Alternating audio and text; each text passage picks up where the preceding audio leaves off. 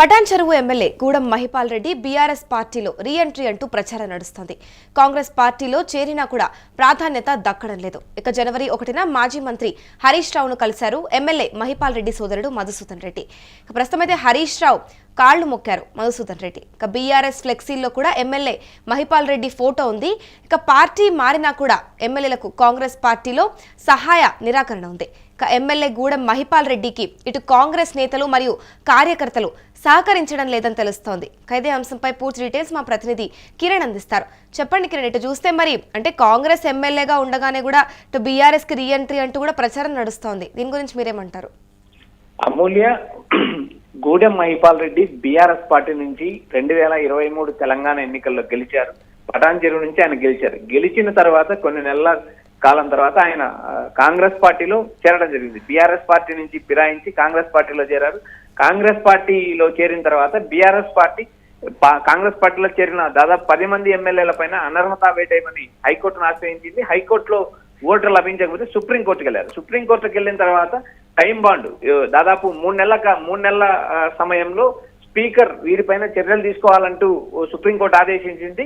అయితే స్పీకర్ చివరికల్లా ఏదైతే ఆ 3 నెలల కాలంలో చివరి రోజు పిటిషన్ల పైన విచారణ జరిపి దాదాపు 5 మంది ఎమ్మెల్యేల పైన అనర్హత వేటు వేయలేదు. వీరు ఏదైతే పార్టీ బీఆర్ఎస్ పార్టీలోనే ఉన్నారు, వారు కాంగ్రెస్ పార్టీలో చేరినట్టు ఆధారాలు లేవంటూ స్పీకర్ ప్రకటించడం జరిగింది. ఇక్కడ ఏదైతే సాంకేతికంగా కాంగ్రెస్ పార్టీ బీఆర్ఎస్ నుంచి కాంగ్రెస్ పార్టీలో ఎమ్మెల్యేలు చేరినా కూడా వారికి అనర్హత వేటు వర్తించలేదు. అదేవిధంగా టెక్నికల్ గా వీరెక్కడ కాంగ్రెస్ పార్టీలో చేరినట్టు ఆధారాలు లభించకపోవడంతో ఆ ఎమ్మెల్యేల పైన అనర్హత వేటు వేయడానికి స్పీకర్ ముందంజ లేదు. దాదాపు స్పీకర్ ఆధారాలు లేవు కాబట్టి వాళ్ళు టెక్నికల్ గా బీఆర్ఎస్ పార్టీలోనే ఉన్నారు అంటూ ఆయన ప్రకటించడం జరిగింది.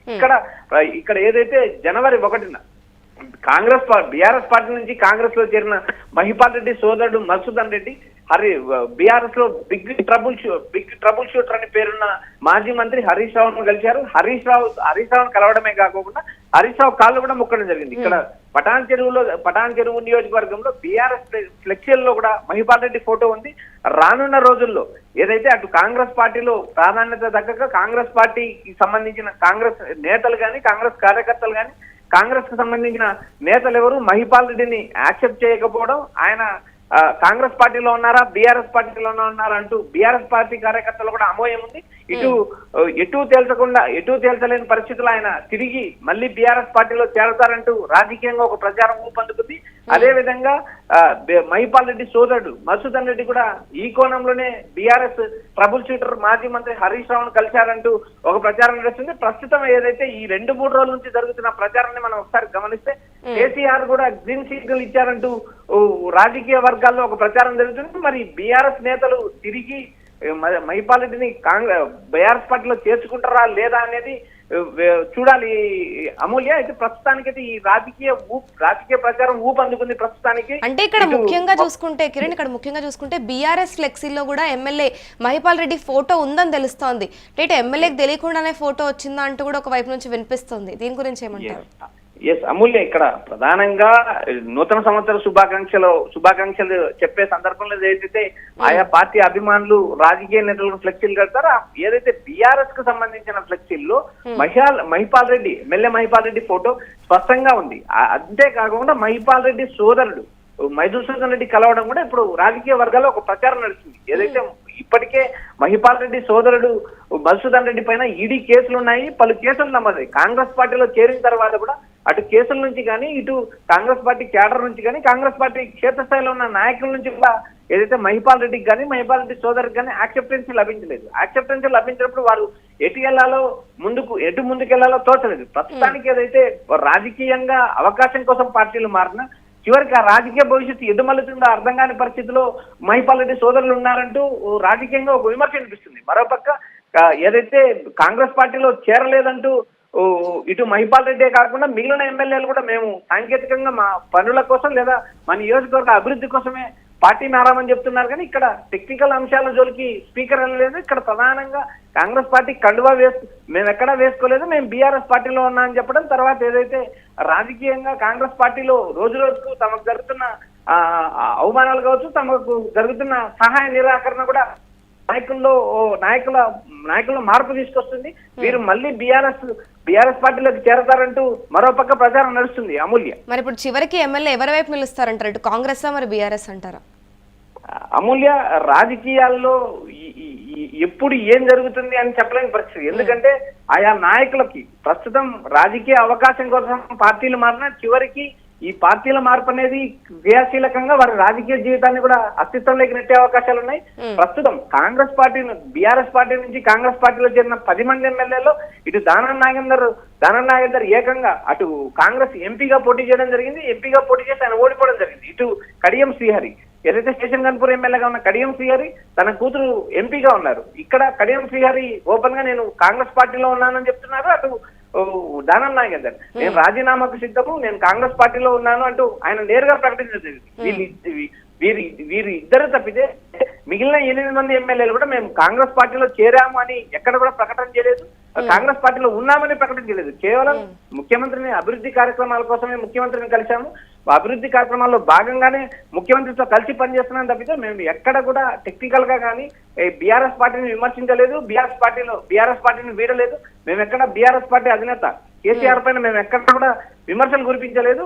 అలాంటప్పుడు మేము ఎలా పార్టీ విప్పు అది ధిక్కరించినట్టు అంటూ ఇటు తిరిగి ఏదైతే కాంగ్రెస్ పార్టీలో చేరిన ఈ 8 మంది ఎమ్మెల్యేలు ప్రశ్నించడంతో ఈ వ్యవహారం ఎటు తిరుగుతుంది అనే కోణంలో స్పీకర్ దాదాపు 5 మంది ఎమ్మెల్యేల అనర్హత వేటు పిటిషన్ తిరస్కరించారు.